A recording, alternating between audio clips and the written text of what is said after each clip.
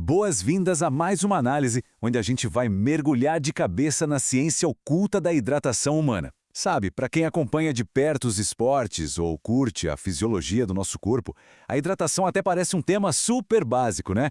Tipo, bebe água, sua camisa e repete. Mas a verdade é que a ciência por trás de como nosso sistema gerencia fluidos, especialmente sobre o estresse absurdo do esporte de alto rendimento, é um processo dinâmico e fascinante. Vai muito, mas muito além de só ficar contando copos de água. Então, para começar, fica logo aquela grande pergunta no ar. Quanta água um atleta de elite realmente processa em um único dia? A gente tem que lembrar que o nosso corpo não é só um balde que a gente enche de água. É um sistema contínuo complexo, cheio de processos de produção, absorção e eliminação o tempo todo. A hidratação envolve mecanismos que são completamente invisíveis a olho nu. E para entender o que de fato acontece com o corpo humano durante toda uma temporada esportiva, a gente precisa olhar para métricas reais e muito precisas. Certo, vamos dar uma olhada rápida no nosso roteiro de hoje. Primeiro, definindo a renovação de água. 2, rastreando o atleta de elite. 3, os componentes do balanço hídrico. 4, as diferenças por sexo e esporte. 5, a surpresa sazonal. E 6, um verdadeiro choque de realidade sobre hidratação. Beleza, vamos direto para a seção 1, definindo a renovação de água. O que entra e o que sai. A métrica padrão ouro que vai guiar absolutamente toda a nossa conversa hoje é o que os cientistas chamam de taxa de renovação de água, ou RH2O. E atenção aqui, a gente não está falando só daquela água que a gente bebe. A renovação de água representa a quantidade total de água que circula pelo corpo inteiro durante um período específico. Ela pega todo esse ciclo complexo de fluidos do sistema humano operando em equilíbrio. É literalmente uma visão panorâmica de como a água se movimenta lá dentro. E esse ciclo é feito de entradas e saídas. As saídas, o efluxo, a gente já conhece super bem. Urina, suor, perda fecal, até mesmo aquela água que a gente perde simplesmente respirando. Mas as entradas, o influxo, é aí que a biologia dá um show. Claro, tem ingestão de água pré-formada, que são os líquidos e a própria comida. Mas a gente também tem uns mecanismos incríveis e bem menos conhecidos. Tem a água metabólica, que o próprio corpo literalmente fabrica enquanto processa nutrientes. E tem também a água inspirada pelo ar, além da água transcutânea, que o corpo absorve pela pele sem a gente nem perceber. Muito louco, né? Avançando para a seção 2, rastreando o atleta de elite, o método da água duplamente marcada. O nível de rigor e o tempo dedicado a esse estudo são de cair o queixo. Os pesquisadores começaram com um grupo gigante de 151 atletas. Afunilaram para 112 para avaliação na fase preparatória, que é aquela pré-temporada. E aí eles acompanharam esse pessoal por longos 5 a 10 meses de treinos intensos, variando de esporte para esporte, até chegar na fase principal de competições, fechando com 87 atletas, concluindo absolutamente todas as análises.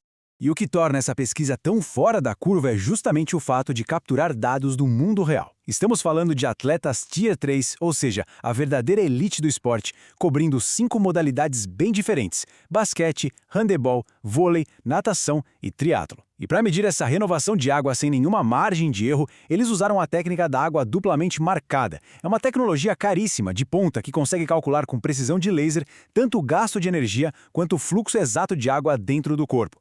Certo. Seção 3. Componentes do balanço hídrico. Afinal, de onde a água realmente vem?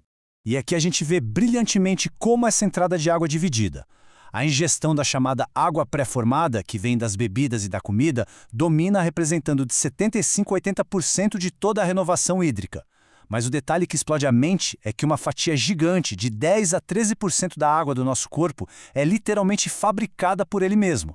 É a tal da água metabólica que eu mencionei, gerada quando o corpo quebra proteínas, carboidratos e gorduras.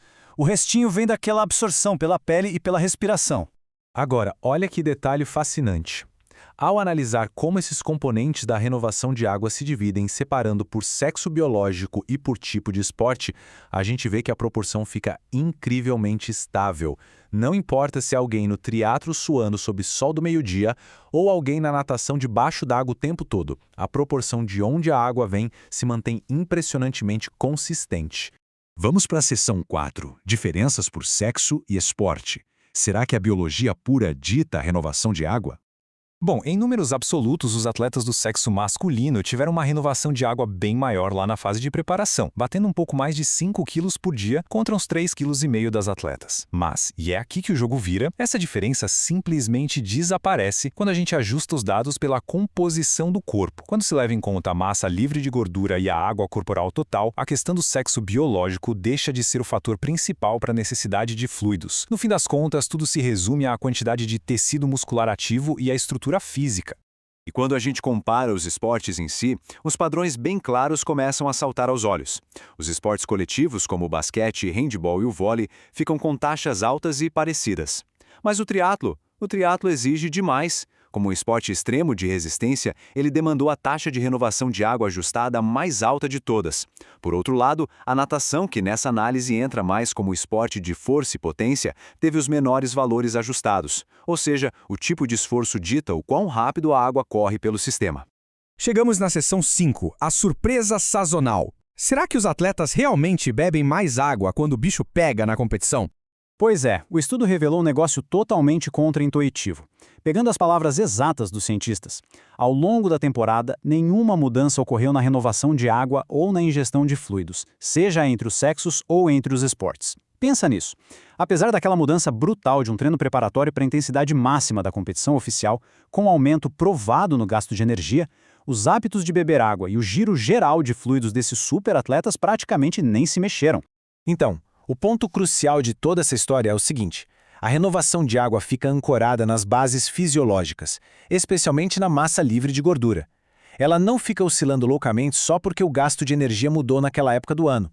O corpo estabelece um ponto de equilíbrio com base na estrutura física, e os nossos hábitos de hidratação acabam seguindo essa base fixa, e não tanto as mudanças intensas do ambiente ou do treino.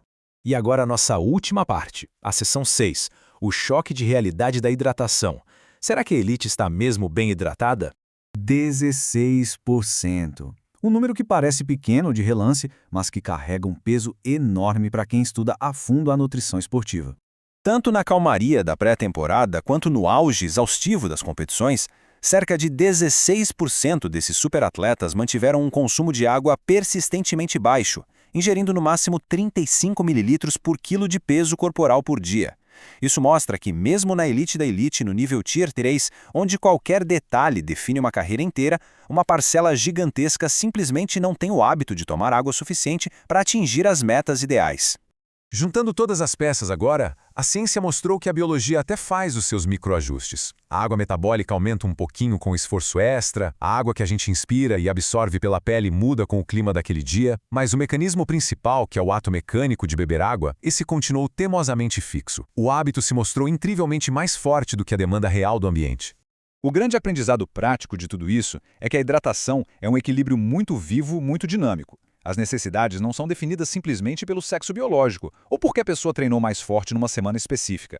Elas são rigidamente guiadas por como o corpo de cada indivíduo é construído. Focar em manter um hábito contínuo e sólido é muito, mas muito mais importante do que tentar virar garrafas de água num dia de desespero antes de um evento importante. Para fechar, fica aqui uma provocação para trazer toda essa ciência pesada direto para a nossa realidade. Pensa bem, se 16% dos atletas de elite, cercados de nutricionistas e equipes técnicas, sofrem de subidratação crônica mesmo no pico das competições, como será que está o verdadeiro balanço hídrico de uma pessoa ativa comum no dia a dia? Isso só prova que os nossos hábitos mais básicos importam muito mais do que a gente imagina. Fica aí a reflexão. A gente se encontra na próxima exploração sobre as fronteiras incríveis do nosso próprio corpo. Até lá!